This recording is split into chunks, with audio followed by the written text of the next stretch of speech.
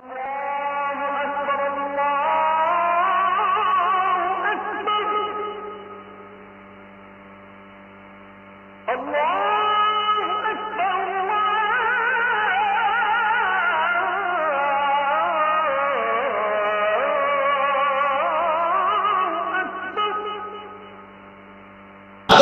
ফেলে দেন কেন আমি বুঝি না। কারণ দাড়ি ফেলে দিলে নারীর ফেসও তো ক্লিন, তাই না? নারীদের ফেস ক্লিন না, পরিষ্কার। তো নারীর ফেসও ক্লিন, আপনার ফেসও ক্লিন। কি বোঝাতে চান আপনি বলেন আমাকে? দাড়ি তো নারীর ফেসে দাড়ি গজায় না, পুরুষের গজায়। আল্লাহ এটা পুরুষকে দিয়েছেন কারণ সে পুরুষ, তাকে এটাতে মানাবে, সুন্দর লাগবে। আসলেই তাই। দেখবেন যাদের মুখে দাড়ি আছে তাদের চেহারা একটা নূর আছে। সুবহানাল্লাহ। দাড়ি একটা পুরুষত্বের আলামত, নবীগণের সুন্নাহ। এজন্য দাড়ি কাটবেন না। অনেকে আছে আবার দাড়ি কাটে, মুছ কাটে না। আবার এমন মুছ লম্বা করতে করতে এমন লম্বা করে যে আপনি যদি 100 ইউনিটের পাওয়ার সম্পন্ন লাইটও মারেন তাহলে দাঁত দেখতে পারবেন না। আছে না এরকম? আপনারা হাসতেছেন। এইরকম অনেক মুসলমানের সন্তান আছে যে মুছ, যে পরিমাণ মুছ রেখেছে, অবাক। আমি তো মাঝে মাঝে চিন্তা করি এটা পানি খায় কেমনে, অথবা দুধ খাইতে গেলে তারও সমস্যা। মনে করেন দুধ পান করবে, দুধের স্বর মুছে লেগে যাবে। খাওয়ার পান করার আগে পরিস্থিতি একটা, খাওয়ার পরে হইতে পারে। এরকম একজনের সাথে এই ঘটনা হয়েছে। তো এক লোক মুসওয়ালা ব্যক্তি দুধ পান করার পরে এক লোক আসছে, কয় কি ব্যাপার, গতকাল দেখা হইলো, দেখলাম জোয়ান, আজকে বুড়ো হইলেন কেমনে? কয় মানে? কয় মুছ তো সাদা হয়ে গেছে। কয় এটা বয়সে সাদা হয় না, এটা দুধের স্বরে সাদা হয়ে গেছে। একদম সুবহানাল্লাহ পড়ছে।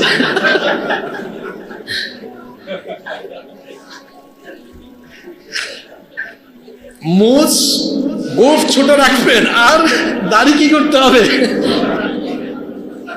আল্লাহু আকবার। তো দেখেন, একেবারে মাথা থেকে নিয়ে পা পর্যন্ত অনুসরণ করতে হবে একজনকে। তিনি হচ্ছেন মুহাম্মাদুর রাসূলুল্লাহ সাল্লাল্লাহু। যুবক ভাইদেরকে বলছি, এই কাটিং এ চুল ফালাবেন না। তারপরে অনেক যুবকদেরকে দেখা যায় রাস্তাঘাটে, দেখবেন আপনারা এই নয়া বাজারেও মাঝে মাঝে আমি দেখি, রাত 1টা 2টায় যখন আমরা গভীর রাতে যাই, দেখি মাঝে মাঝে এদিকেও অনেক ছেলেরা হাফ প্যান্ট পরে হাঁটাহাঁটি করে। আছে না এরকম? এটা কি নবীর অনুসরণ হলো? সতর তো ঢাকা হলো না, সতর ঢেকে চলতে হবে। নবীকে সব দিক থেকে অনুসরণ করবেন। কথা বলার সময় নবীকে অনুসরণ করবেন। আল্লাহর নবী মুচকি হেসে হেসে কথা বলতেন, মিষ্টভাষী ছিলেন, মানুষকে কখনো কথা দিয়ে কষ্ট দিতেন না, কথা বলতেন বড় সুন্দর করে। কাফেররা নবীজিকে গালাগালি করলেও, বিরোধিতা করলেও তারা নিজের মুখে বলতো, আরবের মধ্যে সবচেয়ে সুন্দর করে যিনি কথা বলেন তিনি হলেন মুহাম্মদ। আমরা বলি সাল্লাল্লাহু। চলাফেরা, উঠা বসায়, আচার আচরণে, অর্থাৎ জীবনের সকল ক্ষেত্রে যাকে অনুসরণ করলে জান্নাতে যাওয়া যাবে তিনি হচ্ছেন মুহাম্মাদুর রাসূলুল্লাহ সাল্লাল্লাহু। আমার নবীর 11 নম্বর মর্যাদা হলো নবীর উপরে ঈমান এনে নবীজিকে অনুসরণ না করা পর্যন্ত কোনো ব্যক্তির ঈমান পরিপূর্ণ হবে না। এজন্য ঈমানদার হতে হলে নবীজিকে মহব্বত করার পাশাপাশি, নবীজিকে ভালোবাসার পাশাপাশি অনুসরণ করার দরকার আছে না নাই? আরো জোরে বলেন, আছে না নাই?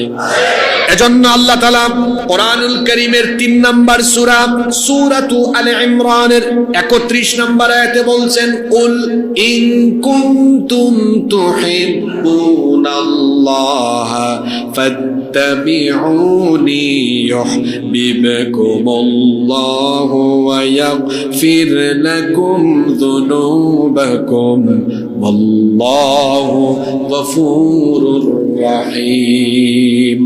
হে নবী, আপনি বলুন, যদি তোমরা আল্লাহকে ভালোবাসতে চাও, যদি তোমরা আল্লাহকে ভালোবাসতে চাও, ফাত্তাবিউনি, আল্লাহকে ভালোবাসার আগে আমাকে অনুসরণ করো। আমাকে যদি অনুসরণ করো, আল্লাহকে ভালোবাসা লাগবে না। ইউহিব্বুকুমুল্লাহ, আল্লাহ তাআলা নিজেই তখন তোমাদেরকে ভালোবাসবেন। নবীজিকে অনুসরণ করলে ভালোবাসবেন কে? শুধু আল্লাহ ভালোই বাসবেন না, আরো একটা কাজ হবে। সেটা কি? সেটা হলো ওয়ায়াগফির লাকুম যুনুবাকুম। আল্লাহ যখন তোমাদেরকে ভালোবাসবেন, ভালোবেসে আল্লাহ তখন তোমাদের আমল নামায় যত গুনাহ আছে আল্লাহ সব গুনাহ তখন মাফ করে দিবে। নায়ক আর গায়কের অনুসরণ করলে আমল নামায় গুনাহ বাড়ে না কমে? জোরে বলেন, বাড়ে না কমে? যুবক ভাইয়েরা কোথায় যাচ্ছেন? হ্যাঁ, কোথায় যাচ্ছেন বলেন? না, ওইদিকে কেউ যাচ্ছে না, এখান থেকে কেউ যাবে না। কারণ শোনেন, কেন যাবে না? এর কারণ হলো কোরআনের আয়াত আর নবীর মুখ নিশ্চিত হাদিসের আকর্ষণ এমন, এটা যেখানেই বের হবে সেখান থেকে কেউ যাবে না। এটা আল্লাহর কোরআনের আকর্ষণ, ঠিক না বেঠিক? আমি বলতে চাচ্ছি যে যুবক ভাইরা দিন দিন কোথায় যাচ্ছে, কাদের অনুসরণ করছে? বাদ দেন, বন্ধ করেন এসব। আল্লাহর ভালোবাসা যদি পেতে চান, জীবনটাকে যদি রহমতের বরকত দিয়ে, রহমত আর বরকত দিয়ে পরিপূর্ণ সুখের একটি জীবন বানাতে চান, অনুসরণ করতে হবে মুহাম্মাদুর রাসূলুল্লাহ সাল্লাল্লাহু। তাহলে আল্লাহ ভালোবাসবেন, আর ভালোবেসে সব গুনাহ আল্লাহ মাফ করে দিবেন। সুবহানাল্লাহ।